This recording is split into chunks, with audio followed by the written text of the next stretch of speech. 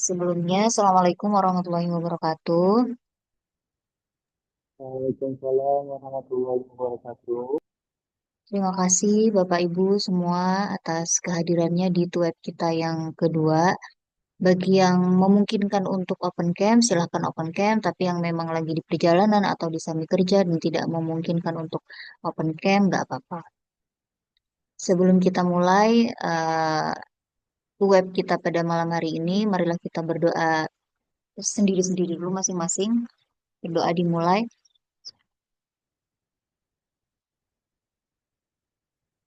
berdoa selesai.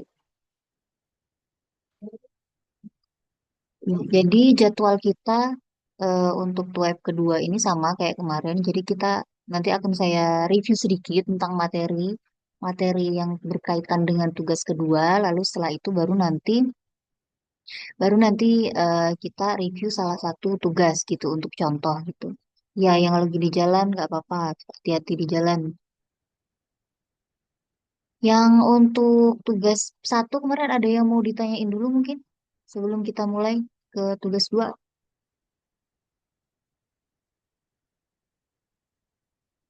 Tugas satu kemarin sudah saya nilai semua.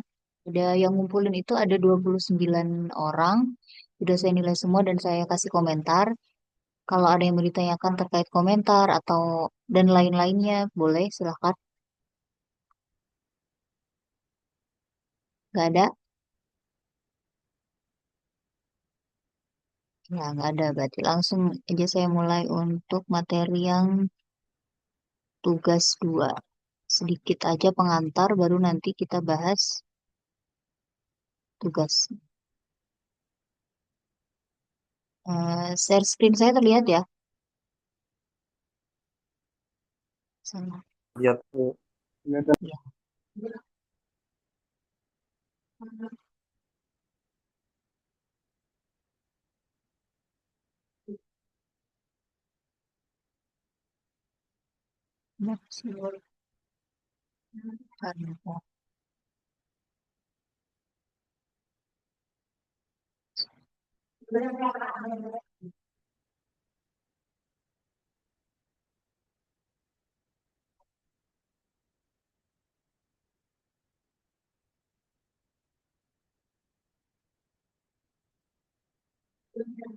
Nah, ini jadi untuk materi kita yang selanjutnya, kan kemarin itu di web satu kita sudah bahas tentang apa itu manajemen operasi bisnis, kemudian ruang lingkupnya seperti apa, termasuk kemudian desain produk, desain proses, dan juga desain SDM-nya. Nah, yang di tugas dua ini ada dua materi, yaitu lokasi dan desain tata letak. Kita mulai dulu dari lokasi.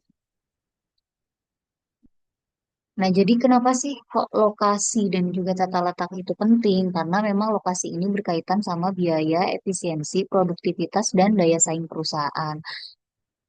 Bisa kita analisis ya sebenarnya kalau kita punya bisnis, terus kita mau memilih lokasi, itu juga sangat penting karena berkaitan sama biaya satu. Kenapa kok biaya atau efisiensi itu berkaitan sama lokasi? Karena kalau kita memilih lokasinya itu tidak tepat, bisa jadi dia akan mempengaruhi biaya produksi. Misal jarak transportasinya atau mungkin biaya biaya karyawannya di satu daerah itu daerahnya dia UMR-nya tinggi dan lain sebagainya itu juga akan berpengaruh ke operasi sebuah bisnis.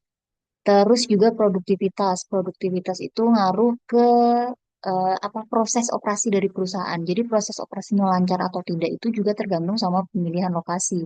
Kalau misal lokasi bisnis kita itu sangat bergantung pada bahan baku misalkan, terus kemudian kita jauh dari lokasi bahan baku dan bahan bakunya itu mungkin dia cepat cepat tidak baik atau cepet-cepet layu, cepet apa misal makanan gitu. Kita butuh bahan yang fresh. Kalau kita butuhin bahan yang fresh, maka untuk produktivitas produk kita, kita butuh dekat dengan bahan baku. Misal, kalau kita tidak tepat memilih lokasi, maka itu akan berpengaruh ke manajemen operasi bisnis kita.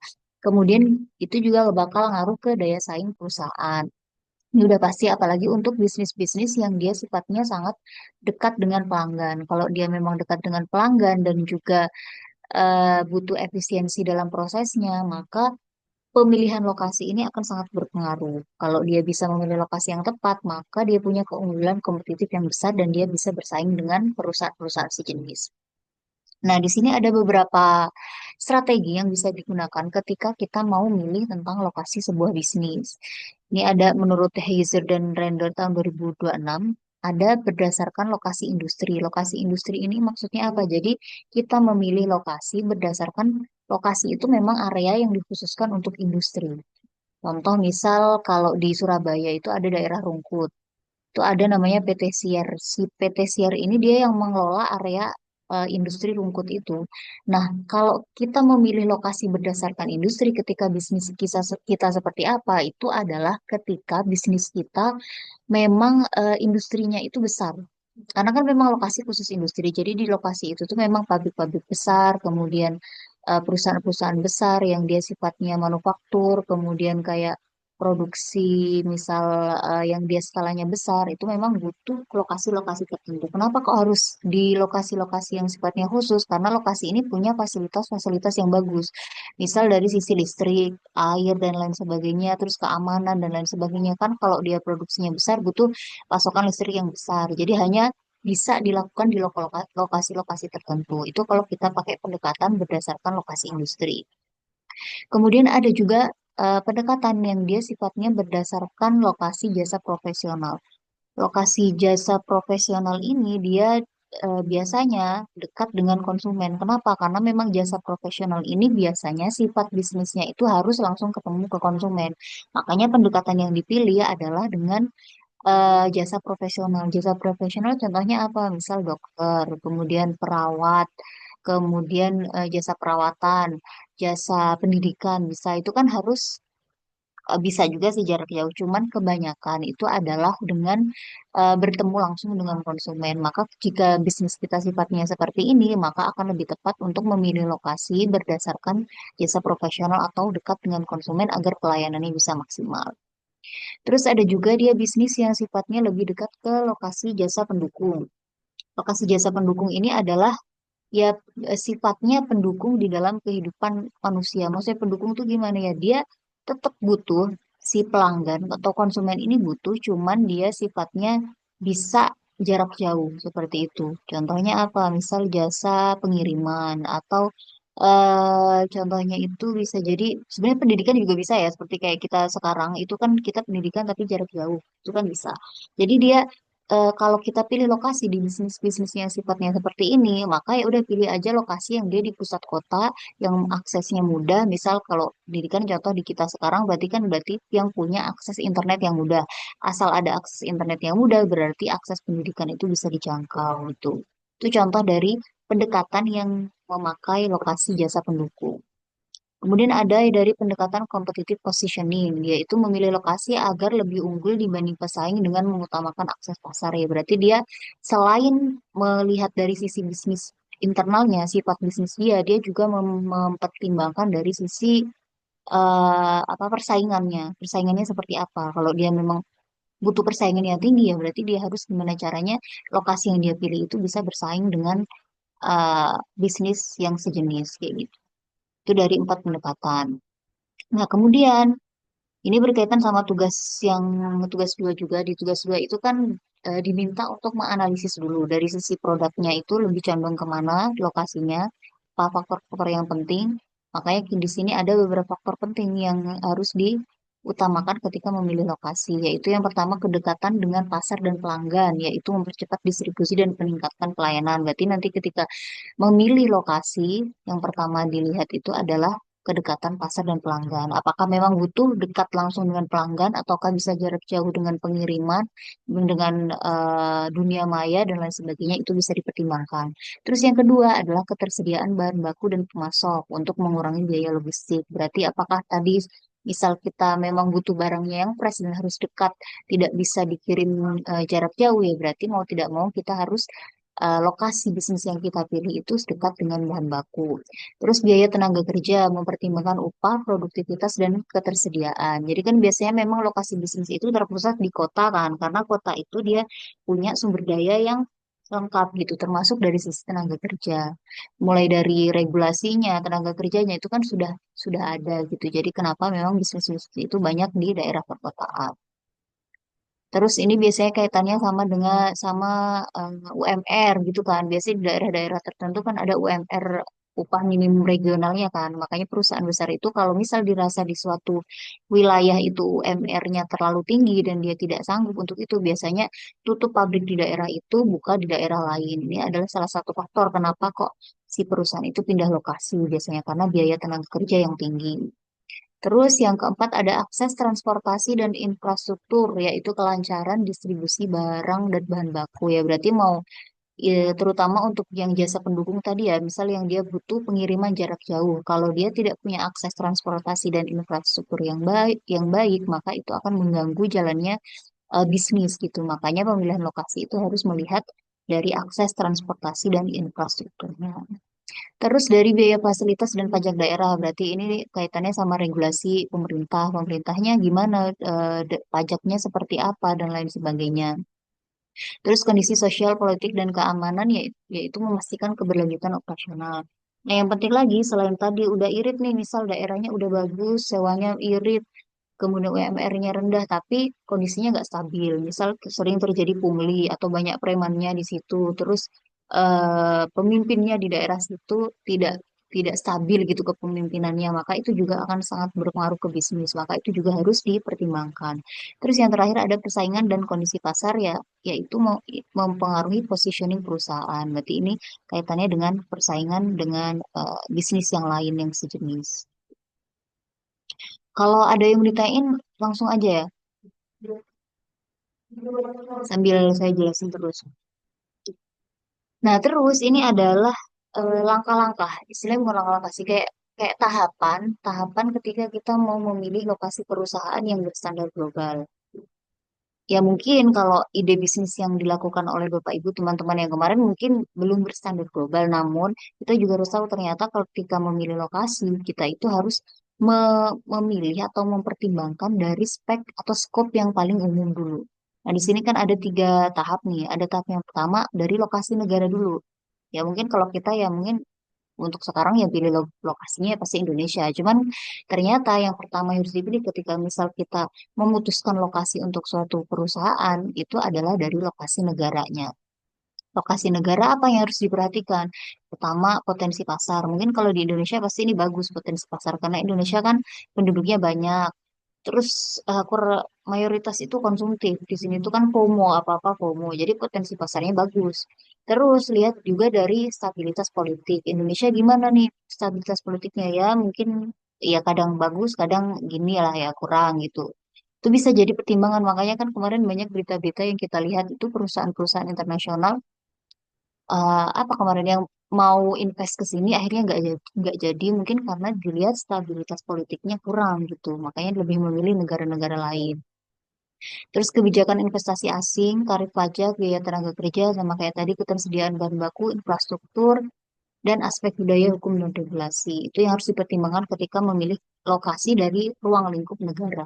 Nah, misal kita sudah menentukan ruang lingkup negara yang tepat, baru kita memilih lokasi daerahnya. Karena kan tiap daerah punya regulasi-regulasi masing-masing, ketentuan-ketentuan masing-masing.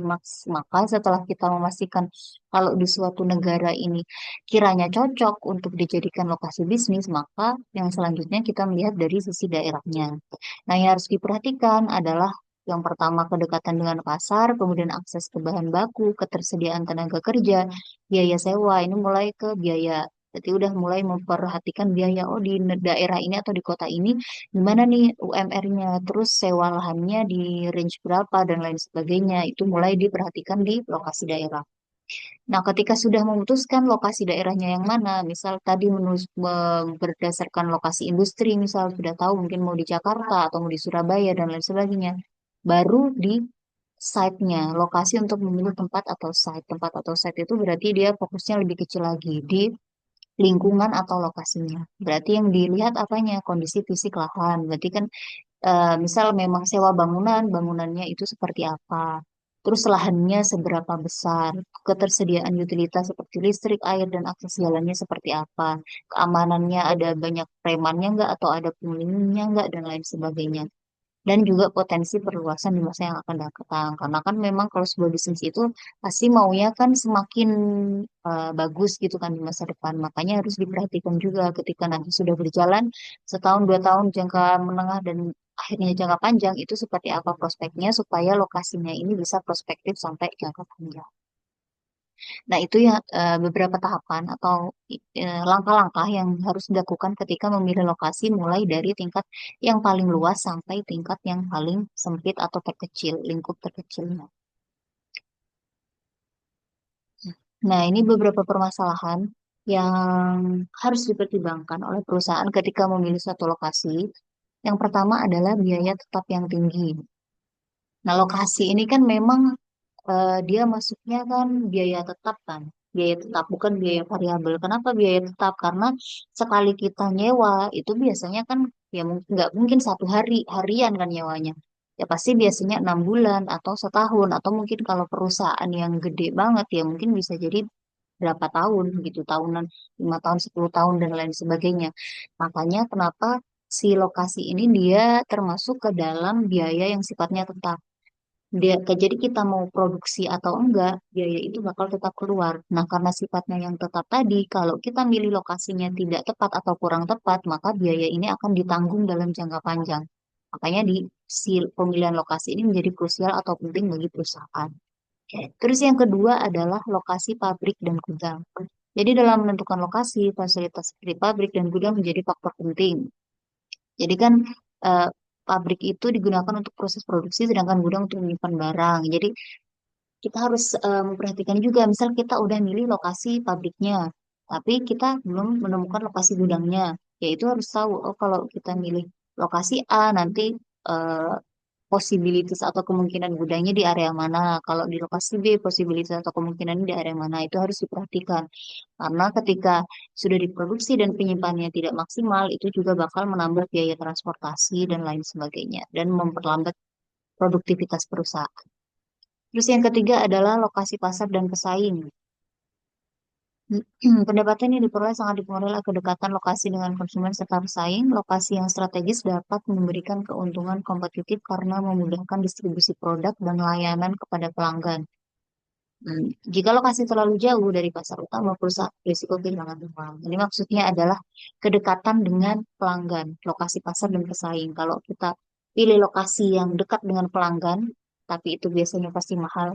Kalau kita pilih yang murah biasanya jauh, nah itu berarti kan plus minusnya yang harus dipertimbangkan kan. Kemudian bagaimana ya berarti melihat dari sisi bisnisnya dan sisi kemampuan perusahaan. Kalau memang bisnisnya itu sangat perlu untuk dekat dengan pelanggan, berarti ya mau nggak mau lokasi itu menjadi penentu kunci. Tapi memang kalau bisnisnya itu sifatnya bisa jarak jauh dan masih bisa jika tidak tidak langsung bertemu dengan pelanggan, maka lokasi yang jauh dari pelanggan masih bisa dipertimbangkan. Oke. Terus ada lokasi jasa dan kriteria pelayanan. Bagi perusahaan berbasis jasa, pemilihan lokasi lebih kompleks karena berkaitan dengan kenyamanan dan aksesibilitas pelanggan. Faktor-faktor yang dipertimbangkan meliputi kedekatan dengan konsumen, kemudahan transportasi, serta ketersediaan fasilitas pendukung. Lokasi yang tepat akan meningkatkan kualitas pelayanan, efisiensi, dan kepuasan pelanggan. Karena kan jasa itu dia sifatnya dekat dengan pelanggan kan. Kalau mungkin kalau produk kan bisa dikirim. Tapi kalau sifatnya jasa, karena dia langsung berkaitan dengan pelanggan, maka di situ pemilihan lokasinya harus lebih jeli gitu. Pertimbangannya harus lebih banyak. Karena nanti ketika pelanggan itu tidak merasa puas dengan jasa yang diberikan, maka itu akan sangat berpengaruh ke bisnis perusahaan. Gitu. Nah, itu beberapa hal ya yang harus diperhatikan ketika kita memilih lokasi, faktor-faktornya, dan juga langkah-langkah tahapannya tadi. Nah, setelah itu ada beberapa pendekatan atau metode yang bisa dilakukan. Nah, ini nanti yang bakal dikerjakan. Saya lihat sudah ada 10 orang yang mengumpulkan tugas dua. Itu nanti intinya dari tugas dua itu adalah memilih metode yang tepat untuk pemilihan lokasi salah satunya. Nah, metode yang bisa digunakan yang pertama itu adalah metode kualitatif dan kuantitatif. Nah, kualitatif dan kuantitatif ini intinya gimana? Intinya dari metode ini adalah kita mempertimbangkan dari dua sisi. Sisi kualitatif, sisi kualitatif berarti yang dia sifatnya tidak bisa diukur dengan angka, ya berarti lingkungan sosial, akses, dan lain sebagainya. Nah, dari sisi kuantitatifnya adalah yang bisa diukur, misal biayanya nanti berapa, jarak dari pasar atau pelanggan utama itu seperti apa, dan potensi pasarnya jika dilihat dari dana atau peluang peluang keberhasilan dari sisi uangnya itu seberapa dan lain sebagainya. Berarti adalah kalau dari metode ini faktor-faktor yang dipertimbangkan dari sisi kualitatif dan kuantitatif, baru dari situ si aspek-aspek atau faktor-faktor ini dikategorikan. Misal aspek terdiri apa aja, kuantitatif terdiri dari apa aja. Nah, dari situ misal kita punya dua pilihan lokasi, baru kita kasih bobot pada tiap kategorinya. Seperti itu. Ini untuk pendekatan yang pertama. Terus pendekatan yang kedua, ini lebih ke biaya. Dia jadi mainnya langsung angka uang gitu. Kalau ini kan berarti tadi kuanti dan kuali tetap dari segi biaya diperhatikan, cuman si analisis keputusannya dengan memberikan bobot pada masing-masing kategori. Kalau yang ini dengan dihitung dari sisi angka-angkanya. Berarti yang dihitung apanya? Dihitung adalah biaya tetap dan juga biaya variabelnya. Karena kan tadi kan si lokasi ini sangat berkaitan dengan biaya tetap. Makanya kita kita ini dulu apa? Kita kita perkirakan dulu kira-kira dengan misal udah kadung nyewa setahun dengan harga 10 juta, terus biaya variabelnya nanti berapa dan kita bisa jual target berapa. Berarti istilahnya di BEP-nya tuh di berapa gitu. Kalau kita udah tahu titik BEP-nya di berapa, maka kita bisa menentukan oh dengan prospek permintaan dari konsumen segini, terus nanti biaya tetapnya segini dan biaya variabelnya segini, oh berarti masih bisa nih untuk milih lokasi yang A. Tapi kalau misal dari perkiraan kita perekonomiannya lesu, kemudian mungkin permintaan pelanggan itu tidak terlalu banyak dan lain sebagainya, terus kita hitung-hitung ternyata biaya tetap dan biaya variabelnya kemungkinan akan lebih tinggi dari permintaan, maka lebih baik untuk memilih lokasi yang dia memang sewanya mungkin lebih murah kayak gitu. Inti dari si metode ini. Nanti langkah-langkahnya bisa dilihat sendiri. Kemudian ini ada, kalau yang ini tadi kan menurut Prasetya dan Lupiasuti, kalau yang ini menurut Haiming dan Nur Najamuddin, ada metode rating atau faktor rating rate. Jadi ini sebenarnya mirip dari metode yang pertama tadi yang kuanti-kuali. Tinggal pilih indikatornya atau faktor-faktor yang dipertimbangkan, baru di situ dikasih rating. Ratingnya itu yang sesuai atau bobotnya sesuai untuk masing-masing lokasi berapa, baru dari situ kita pertimbangkan lokasi yang tepat. Jadi intinya si metode ini hanya alat untuk memudahkan kita dalam mengambil keputusan. Terus ada metode pusat titik berat atau center of gravity method untuk menentukan lokasi yang meminimalkan biaya transportasi antara pemasok, pabrik, dan konsumen. Contoh cocok untuk perusahaan yang memiliki banyak titik pemasok atau konsumen. Oh, jadi dia pendekatannya intinya kita harus lokasinya ada di pusat gitu. Pusat dari mana? Pusat dari stakeholder stakeholder yang berkaitan dengan kita. Nah, dari titik pusat itu kita bisa berhubungan dekat dengan semua stakeholder, baik itu dari pemasok, pabrik, dan juga konsumen. Jadi dia pendekatannya adalah kita harus berada di pusat antar semua bagian yang berkaitan dengan kita atau stakeholder-stakeholder yang berkaitan. Terus ada metode median sederhana atau simple median method. Hampir sama dengan metode pusat titik berat, tapi lebih sederhana karena didasarkan pada pencarian median dari volume angkutan. Median itu nilai tengah berarti kan ya. Hitung total volume barang yang akan diangkut, tentukan median dengan rumus. Oh dia berarti lebih menekankan pada titik distribusinya. Kalau yang tadi kan yang titik berat atau gravitasi dari semua stakeholder lebih kepada pemasok, pabrik, konsumen. Kalau yang median sederhana lebih kepada titik berat di sisi transportasi. Berarti cocok untuk jasa-jasa yang memang butuh transportasi atau tingkat transportasi yang tinggi. Ya, transportation method untuk meminimalkan biaya distribusi dari beberapa sumber bahan baku ke berbagai lokasi produksi atau konsumen dengan menggunakan teknik pemrograman linear atau linear programming dipakai jika perusahaan memiliki beberapa pabrik, gudang, dan pasar yang saling terhubung. Jadi kayaknya mirip-mirip sama yang sebelumnya tadi. Nah, ini langkah-langkahnya. Ini yang metode transportasi atau transportation method berarti yang pertama menghitung penalti awal. Hitung penalti untuk setiap baris dan kolom, yaitu selisih antara dua biaya terkecil pada masing-masing baris dan kolom. Menghitung penalti ulang dengan menyelesaikan sisa permintaan. Nah, ini Total biaya dihitung dengan mengalihkan jumlah unit per dekil.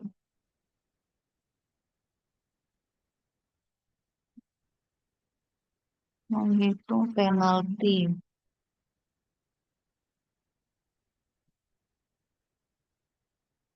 Kayaknya dia kalau cabangnya banyak gitu ya. Kalau dia punya cabang yang banyak, kemudian dia apa harus berkaitan dengan cabang-cabang itu, punya beberapa pabrik, gudang dan juga pasar, maka dia bisa menggunakan metode ini. D3 penalti terbesar. Penalti terbesar mungkin adalah kemungkinan kerugian yang bisa dia terima ketika dia memilih lokasi itu gitu. Ada juga ini nanti kalau di sendiri aja. Ada metode holistik atau holistic method yang mempertimbangkan banyak variabel sekaligus. Faktor ekonomi, sosial, budaya, politik, keamanan, dan juga lingkungan. Jadi kalau holistik berarti dia pendekatannya lebih menyeluruh. Langkah-langkahnya bisa mengumpulkan data statistik terkait calon lokasi, kemudian mengidentifikasi indikator penting seperti populasi, pendapatan, dan potensi pasar, membuat peringkat lokasi berdasarkan keunggulan relatif, dan memilih lokasi terbaik sesuai kombinasi faktor. Jadi kayak dia mempertimbangkan baik dari itu dari sisi ekonomi, sosial, budaya, politik, keamanan, dan juga lingkungan. Itu ya beberapa pendekatan yang bisa dilakukan. Jadi sebenarnya dari pendekatan-pendekatan ini tuh hanya alat sebenarnya. Sebenarnya kan mirip-mirip kan pendekatan-pendekatan ini. Cuman tergantung dari si pengambil keputusannya itu. Pengambil keputusannya itu melihat faktor-faktor utamanya itu apa. Nah, dari situ baru kemungkinan bisa pilih salah satu pendekatan yang sesuai kayak gitu. Tapi kurang lebih kalau dari caranya itu kurang lebih sama, tergantung dari eh, pertimbangan atau faktor-faktor yang paling penting bagi suatu perusahaan gitu. Ini ada rangkumannya, faktor rating method, memilih lokasi berdasarkan faktor dan scoreboard, mudah digunakan, mempertimbangkan banyak faktor, memilih lokasi pabrik berdasarkan faktor tinggi. Center of gravity berarti tadi yang dia ada di pusat dari semua stakeholder. Dia akan meminimalkan biaya transportasi, cocok untuk jaringan distribusi luas, menentukan lokasi gudang distribusi. Contohnya, kemudian median sederhana menentukan lokasi berdasarkan median volume. Perhitungan sederhana menentukan titik distribusi pasar. Transportation method, optimasi rute dan biaya distribusi, efektif untuk multi gudang dan multi pasar. Kemudian kalau dia lebih kepada logistik, kalau holistik dia menyeluruh ke berbagai faktor proyek pembangunan kawasan industri. Sampai sini ada yang mau ditanyakan dulu terkait lokasi? Nggak ada, lanjut ya. Tadi kan lokasi nih, yang penting pokoknya di lokasi itu gimana caranya lokasi itu sesuai dengan tipe bisnis kita, terus sesuai dengan budget yang dipunyai sama semua perusahaan. Nah, itu mungkin faktor utama yang harus dipertimbangkan tuh itu. Sama nanti metode yang digunakan adalah tergantung dari kondisi perusahaan masing-masing. Terus yang kedua terkait tata letak. Kalau kita sudah menemukan lokasi, ini lokasi yang kita perkirakan sesuai gitu dengan bisnis kita, maka kita juga harus memperhatikan yang namanya tata letak. Karena tata letak ini juga kaitannya dengan proses operasi. Kalau kita udah lokasinya bagus, strategis, banyak pelanggannya misal, tapi kita mengatur tata letak atau layout dari bisnisnya itu kurang bagus ya, makanya si bisnis itu bisa jadi kurang maksimal.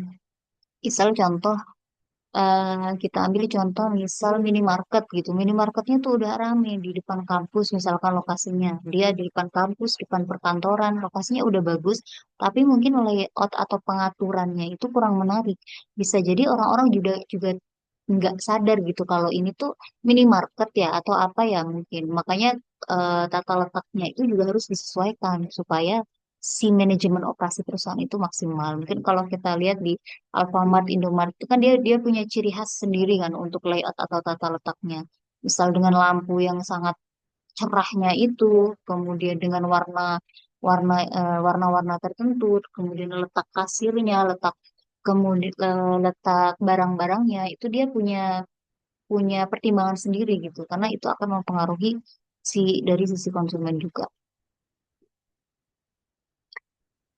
Nah, ini dari sisi definisi dulu. Berarti tata letak atau layout itu adalah penentuan penempatan fasilitas, mesin, peralatan, tenaga kerja, dan area kerja dalam suatu pabrik atau tempat produksi untuk mencapai efisiensi proses dan kelancaran aliran material.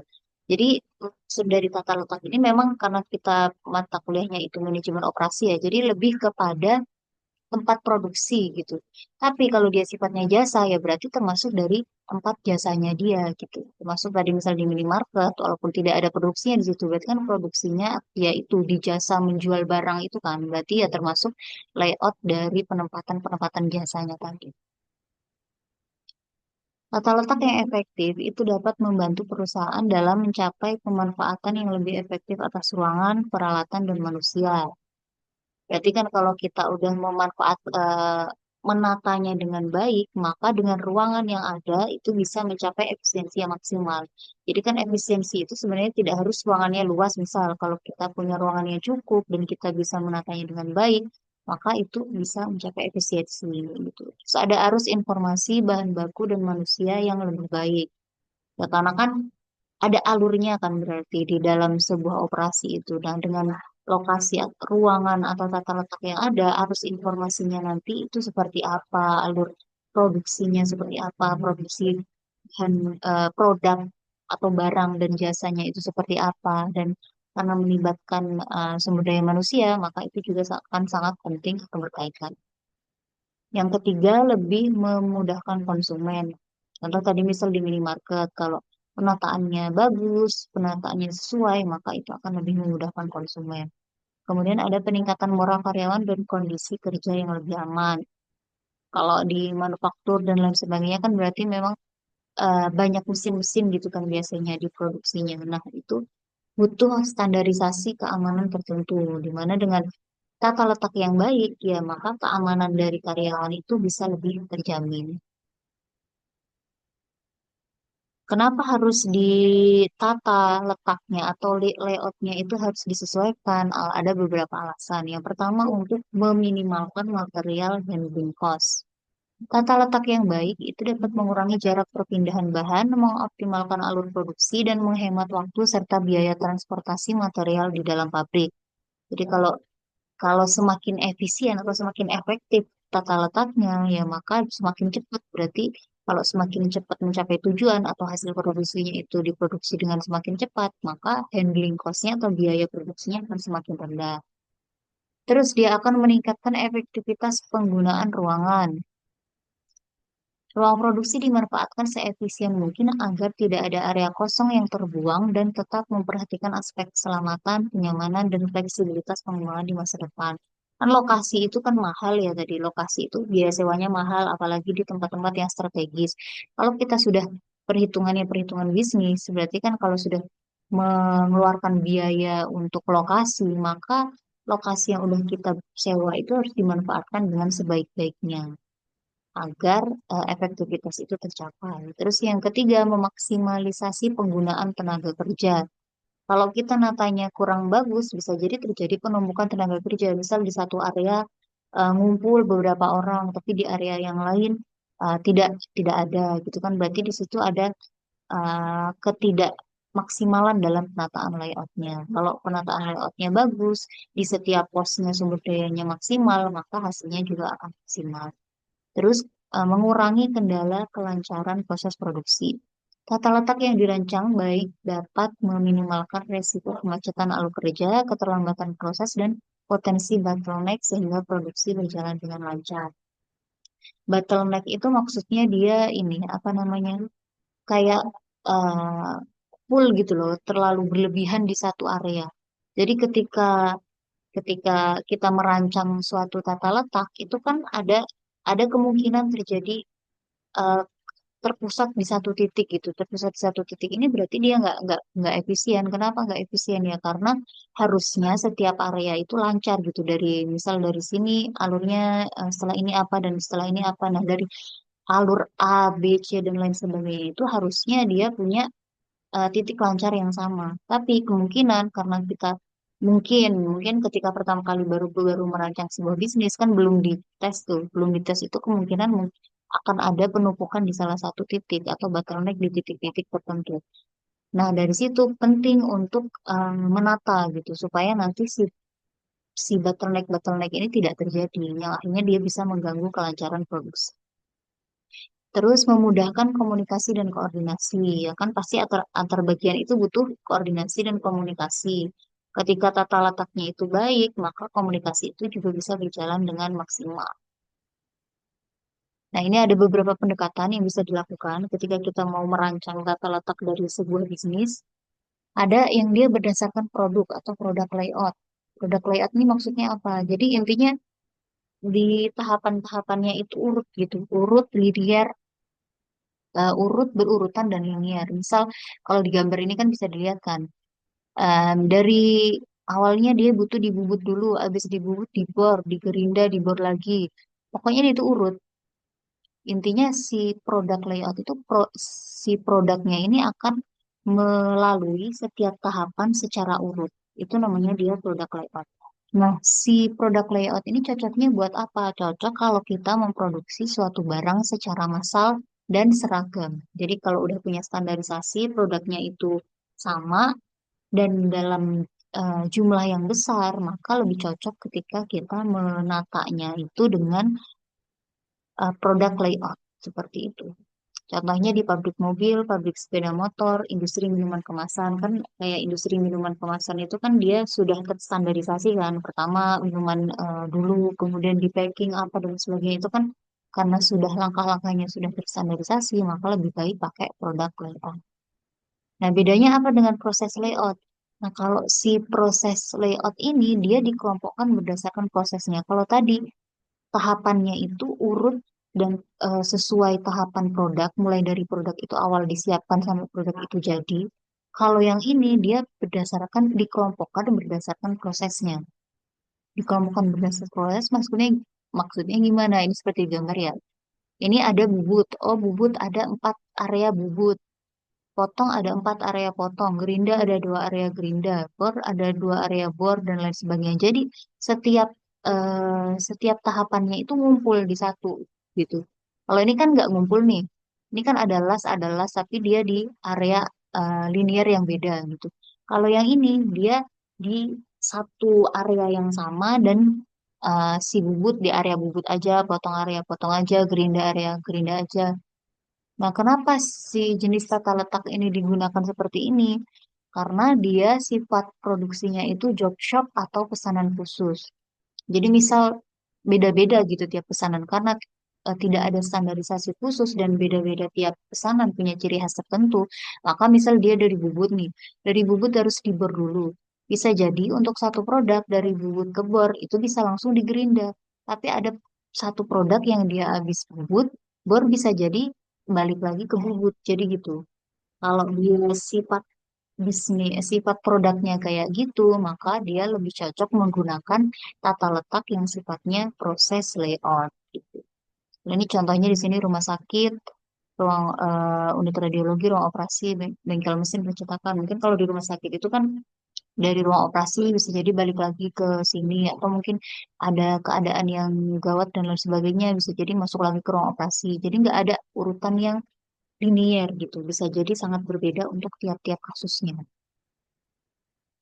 Tuh, terus ada tata letak tetap atau fixed position layout. Fixed position layout itu maksudnya dia alatnya itu yang berpindah-pindah itu alatnya, tapi produknya itu tetap. Atau jadi layout produknya itu tetap. Di produk tetap berada di satu lokasi, sedangkan pekerja mesin dan peralatan mendatangi lokasi. Berarti ini kalau produknya yang sifatnya sangat-sangat besar. Misal bangun gedung, bangun pesawat, bangun jembatan, itu kan alatnya yang berpindah-pindah, tapi produknya dia tetap. Itu namanya fixed layout position. Terus ada tata letak retail yang dia memaksimalkan pajangan produk dan mengoptimalkan alur pelanggan. Jadi ini tadi yang cocok di minimarket, misal pengaturan ruang dan display. Gimana caranya si rak dan display itu ditata sedemikian rupa untuk menarik pelanggan, terus meningkatkan penjualan dan mempertimbangkan perilaku. Mempertimbangkan perilaku tuh contohnya yang di dekat kasir tuh, dekat kasir kan biasanya ada mainan anak. Deket kasir ada coklat-coklat, deket kasir ada barang-barang yang apa yang diskon-diskon misal. Jadi nanti si kasir itu bisa nawarin ke konsumen. Oh hari ini ada diskon A, B, C, D. Mungkin Bapak Ibu tertarik, nanti ditawarin. Gitu. Jadi itu sebenarnya adalah salah satu strategi tata letak yang bisa digunakan oleh perusahaan. Terus ada tata letak gudang atau warehouse layout. Tata letak yang mengatur penyimpanan bahan baku, barang setengah jadi, dan barang jadi agar mudah diakses. Berarti ini cocoknya kalau kita mungkin kulaan kali ya, kayak kita bukan produksi sendiri, terus kita misal beli barang dari tempat lain atau impor barang dari tempat lain, terus atau mungkin bisa jadi juga sih produksi sendiri, karena kan di situ ada bahan baku ya. Tapi lebih ke membutuhkan banyak penyimpanan gitu, mengutamakan, jadi makanya mengutamakan efisiensi ruang dan percepatan distribusi barang. Contohnya gudang logistik e-commerce, pusat distribusi supermarket, dan fasilitas penyimpanan. Berarti lebih kepada mempertimbangkan faktor ruang penyimpanan kalau di tata letak bidang. Terus ada yang keenam tata letak gabungan atau combination layout. Jadi kita bisa mengkombinasikan dari beberapa pendekatan yang sudah disebutkan sebelumnya. Karakteristiknya digunakan pada pabrik berskala besar dan variasi produk tinggi, fleksibilitas tinggi dalam mengatur proses, menggabungkan keunggulan tata letak produk, proses, dan juga gudang. Misal di industri otomotif, menggunakan produk layout pada lini perakitan, proses layout pada pengecatan, dan warehouse layout untuk penyimpanan. Kan mungkin kalau di produk layout otomotif udah ada standar khusus, terus langkah-langkahnya jelas dan linear, misal baru di setelah ada part-partnya dirakit, setelah dirakit mungkin quality control dan sebagainya. Mungkin kalau di pengecatan kan dia butuh untuk habis ngecat, mungkin dikeringin, balik lagi dicat lagi, pengecatan tahap kedua dan lain sebagainya karena dia mungkin prosesnya itu berbeda-beda untuk tiap produk pengecatannya dan bisa jadi balik bolak-balik di proses tertentu, makanya yang lebih cocok ke proses layout. Penyimpanan lebih cocok di warehouse. Nah, ini ada beberapa aliran, pola aliran bahan. Jadi kayak tadi kan ini kan lebih ke tata letaknya kan, konsep tata letaknya. Nah, kalau udah di konsep tata letaknya, maka si aliran bahannya itu juga bisa diatur. Bisa diatur apakah langsung lurus, apakah zigzag, dan lain sebagainya, itu juga bisa diatur. Di sini ada beberapa pendekatan pola aliran bahan yang bisa digunakan. Yang pertama adalah straight line atau garis lurus.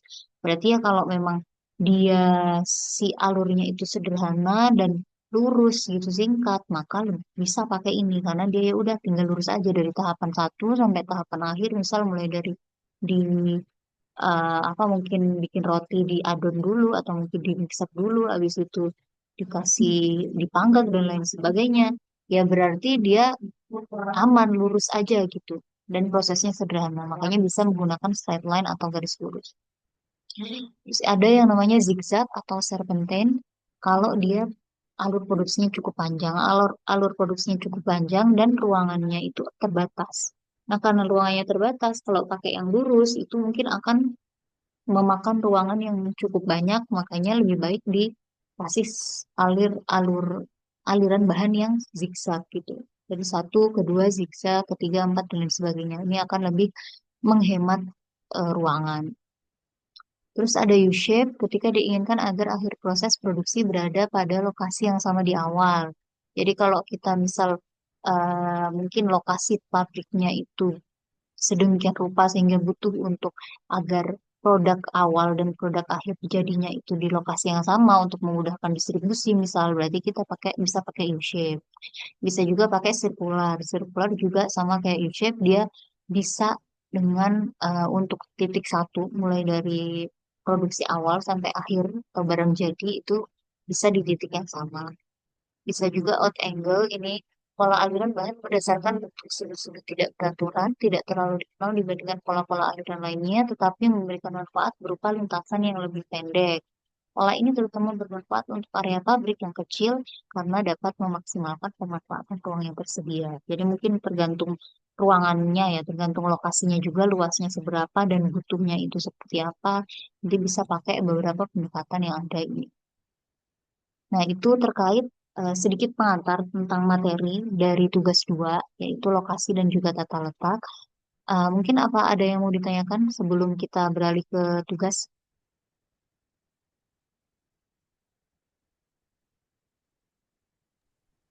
Cukup Bu. Ya, berarti langsung ke tugas aja ya. Jadi ini saya mau bahas satu tugas aja untuk contoh ya, sebagai contoh untuk pengerjaan. Nah, jadi kemarin kan saya sempat tulis di komentar itu setelah saya nilai kalau pengerjaan tugas 2 itu dijadikan satu aja sama tugas satu. Kenapa ya? Karena kan sebenarnya ini tugas satu 2 3 itu semua saling berkaitan. Intinya tentang manajemen operasi sebuah bisnis. Jadi nanti ya udah sama aja ide bisnisnya tetap sama itu nanti di akhir berarti ya si papernya itu jadi satu aja gitu. Terus kan kemarin misal ini contoh dari punya Mbak Salsabila. Nah, misal ini ada contoh si produknya itu adalah tanaman hias hidroponik. Nah, kemarin sudah tuh dibikin desain produk, kemudian desain SDM, dan lain sebagainya. Prototipenya udah ada semua. Nah, kita bahas langsung yang di tugas kedua. Nah, di tugas kedua ini itu adalah kita mau menentukan aspek lokasi dan tata letak dari sebuah bisnis. Nah, untuk di tugas 2, sebenarnya nggak usah ganti bab, nggak usah dibikin bab baru, tetap aja di bab 2 pembahasan nggak apa-apa karena kan kemarin konsepnya di awal itu si makalah ini atau papernya itu kan isinya bab 1 pendahuluan, bab 2 pembahasan sama bab 3 penutup. Nanti sampai tugas ketiga nggak apa-apa, tetap di bab 2 pembahasan aja untuk judul bab awalnya. Nah, terus di tugasnya itu pertama adalah tentang lokasi. Jadi pertama adalah dianalisis dulu kebutuhan utama lokasi. Jadi kayak di 3.1 ini, kayak yang pertama itu analisis dulu kebutuhan lokasi yang paling berkaitan dengan jenis produknya. Jadi kayak misal kalau di sini kan karena tanaman hidroponik, ya berarti dia butuhnya apa? Hal-hal krusialnya lah. Pokoknya analisis dulu dari hal-hal pentingnya dulu. Poin penting yang harus terpenuhi di dalam lokasi ketika kita memiliki suatu produk. Berarti karena ini dia produknya tanaman hias hidroponik berarti butuhnya apa? Oh, butuhnya cahaya alami, misal kemudahan akses terhadap bahan baku ya, karena kan mau bikin tanaman kan, oh berarti tanamannya gimana, tanahnya dari mana, dan seperti apa. Terus misal kedekatan dengan area perkotaan. Sebenarnya ini bisa diakali juga kan kalau bisa dikirim jarak jauh, tapi mungkin pertimbangannya di sini si barangnya itu dikirim jarak jauh, tapi supaya area transportasinya itu mudah dijangkau, maka tetap di area perkotaan. Ini juga bisa. Terus ruang produksi yang memadai. Ini contoh poin-poin utama yang harus dipenuhi dalam produk tanaman hidroponik itu. Ini contoh pengerjaan aja ya, kurang lebih seperti ini. Nanti silakan disesuaikan dengan ide bisnis masing-masing gitu. Terus setelah kita mengidentifikasi poin-poin krusial yang penting di kebutuhan lokasi dari produk kita atau jasa kita, nah habis itu baru lah tentukan faktor-faktor kuncinya. Kalau ini kayak di pertama tadi adalah identifikasi awal, baru yang selanjutnya dari faktor-faktor yang memang dirasa paling penting gitu. Di sini ada proksimitas terhadap pasar dan konsumen, aksesibilitas transportasi, biaya sewa, berarti oh biaya sewa dan lahan dan ini sangat penting untuk dipertimbangkan. Jadi nanti silakan dianalisis gitu, faktor-faktor apa saja yang mau diutamakan. Nah, kalau udah nemu tuh, kita udah bikin analisis awal, poin awalnya yang paling penting, terus udah memutuskan faktor-faktor kunci yang mau dipertimbangkan, baru setelah itu dianalisis penentuan lokasinya. Nah, lokasinya di mana gitu, misal atau kalaupun nggak usah spesifik juga nggak apa-apa karena kan ini sifatnya proposal atau ide bisnis ya. Ya mungkin kota di mana, daerah kota atau daerah desa atau apa yang deskripsikan aja lokasinya itu di mana gitu. Nah, terus setelah kita deskripsikan lokasinya di mana, baru kasih alasan apakah lokasi ini kiranya cukup strategis dengan pertimbangan-pertimbangan yang ada. Oh iya, cukup strategis karena beberapa alasan, berada di dekat kota dan lain sebagainya. Itu di aspek yang ketiga, 3.13 atau penentuan lokasi strategis. Nah, sebenarnya si si kemudian di 3.4 ini baru di metode pemilihan lokasi. Kalau tadi mungkin dia lebih ke umum aja, lokasinya itu intinya apa, intinya di mana, atau di area perkotaan, atau harus kan dekat sekolah, atau harus deket alun-alun dan lain sebagainya. Itu di penentuan lokasi strategis. Baru di metode pemilihan lokasi ini dia maksudnya adalah lokasi yang sifatnya lebih spesifik.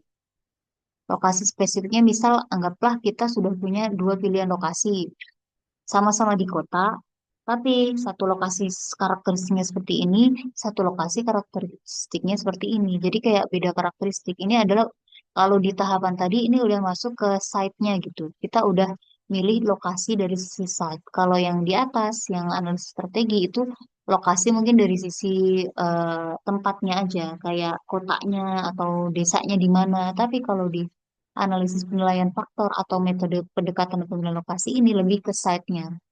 Site atau lokasi yang spesifiknya paling kecil gitu. Nah, misal anggaplah Kak, Bapak Ibu punya dua pilihan gitu. Nah, nanti pilihlah berdasarkan pendekatan yang dirasa paling sesuai. Kalau yang di sini Mbak Salsabila itu menggunakan metode penilaian faktor. Jadi di sini ada dua pilihan, Bandung Timur, ada Bandung Utara.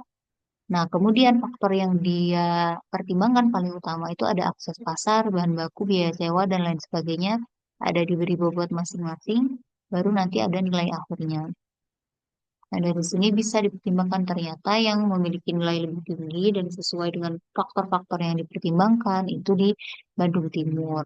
Contohnya bisa seperti ini, atau bisa pakai pendekatan analisis biaya, misal, oh biaya tetap diperkirakan segini, biaya variabelnya diperkirakan segini, kemudian analisis permintaannya selama 1 tahun diperkirakan segini.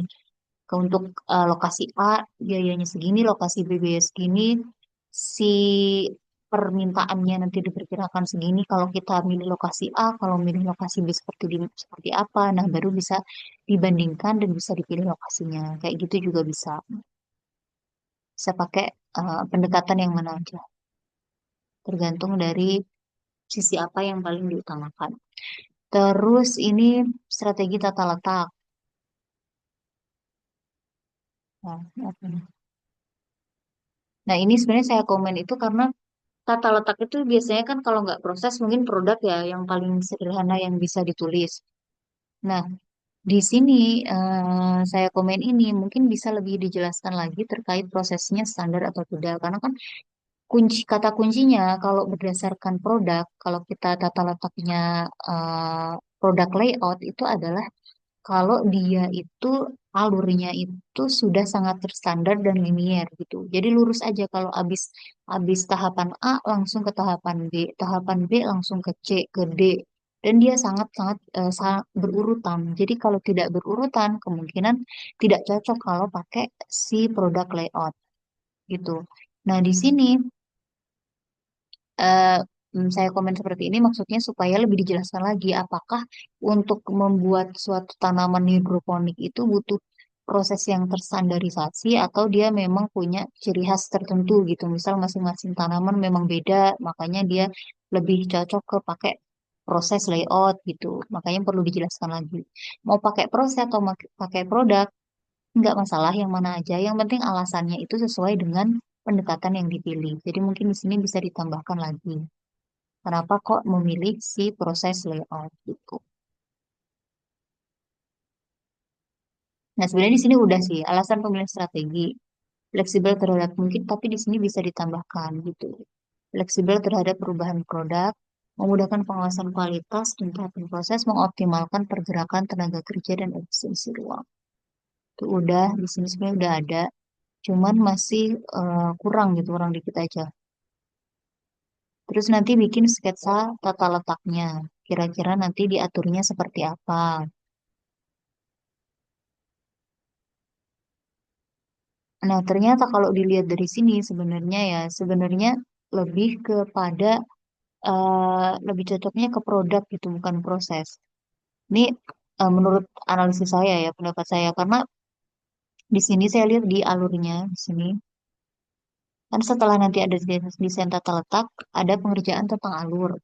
Nah, di alur yang dijelaskan ini dia sifatnya masih sangat berurutan, tidak seperti desain proses gitu. Berarti kan bibit diterima dulu, diseleksi di area, kemudian di wadah hidroponik tanaman dipindahkan, terus dirawat, kualitas langsung dikirim.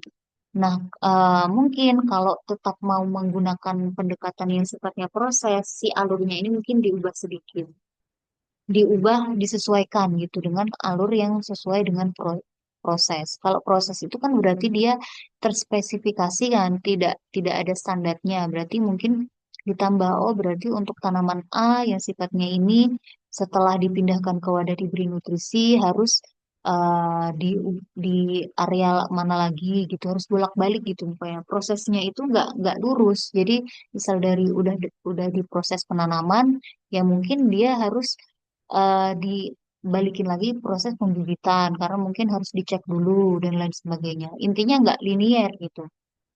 Tapi kalau dari tahapan ini dia sifatnya masih lebih ke linier gitu. Atau mungkin di perawatannya harusnya beda-beda gitu kan. Habis dirawat mungkin dibalikin lagi ke area mana gitu, area penanaman ulang dan lain sebagainya.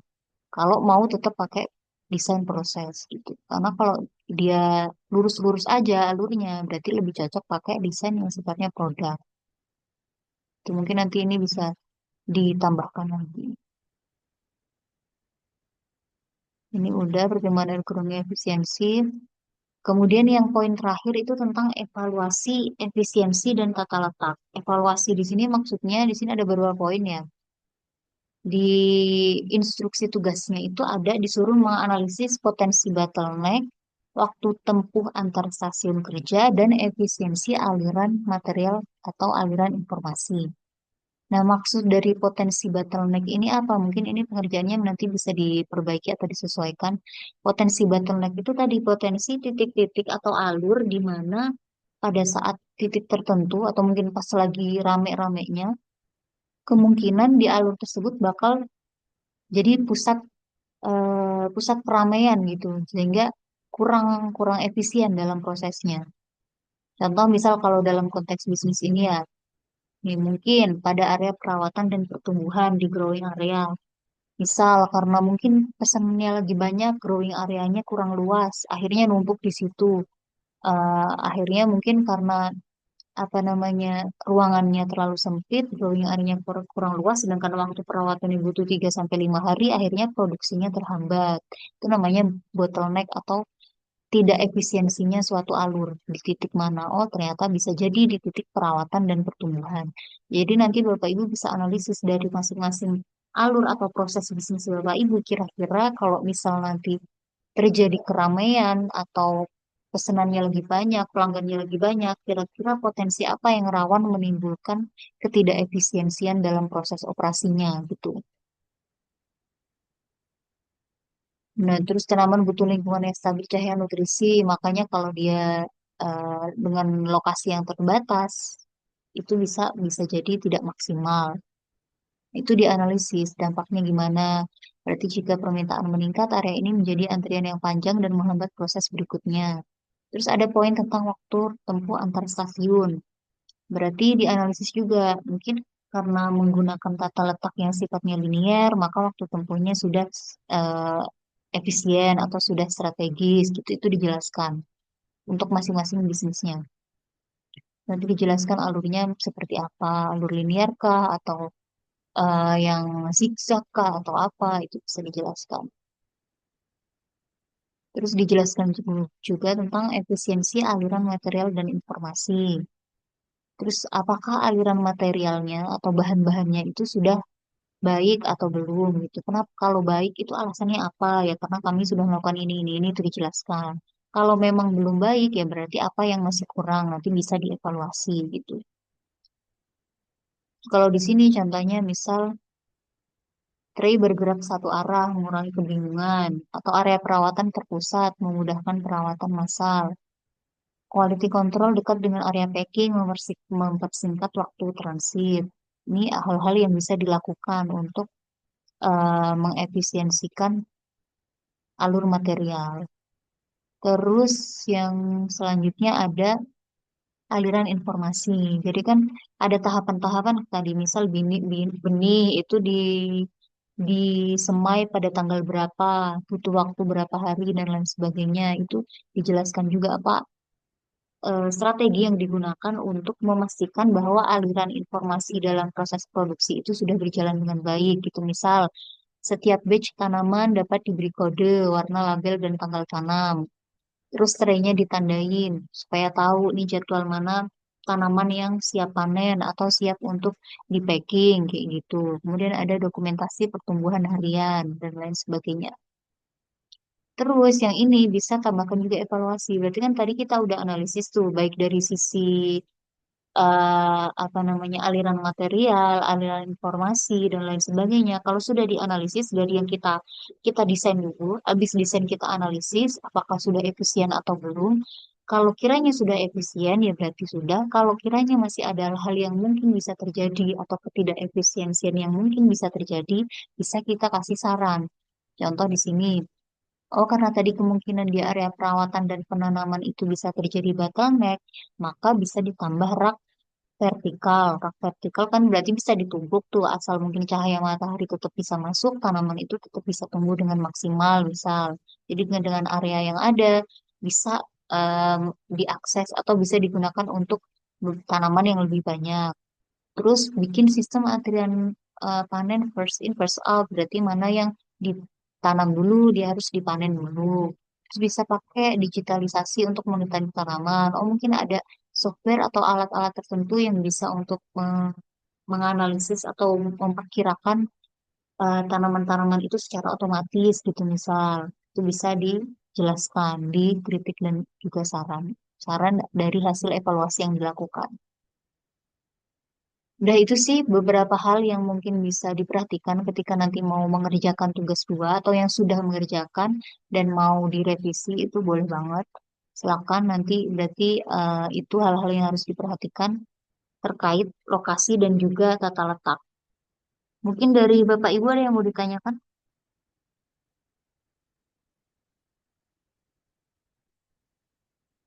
Kalau tidak ada, nanti langsung ini aja. Saya screenshot dulu buat bukti absen.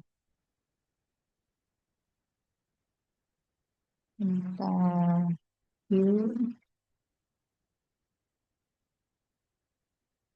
Gimana Bapak Ibu? Sudah? Tidak ada yang ditanyakan? Atau mungkin mau protes nilai? Boleh?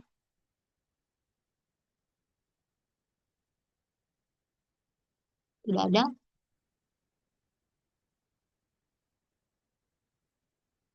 Halo? Tidak ada ya? Berarti ya, kalau tidak ada saya screenshot dulu ya. Untuk bukti presensi, bentar, satu, dua, tiga. Ya, sudah cukup ya, Farhan. Satu, dua, tiga. Dah, ada 17 orang yang hadir. Sudah, jika sudah cukup, tidak ada yang mau ditanyakan.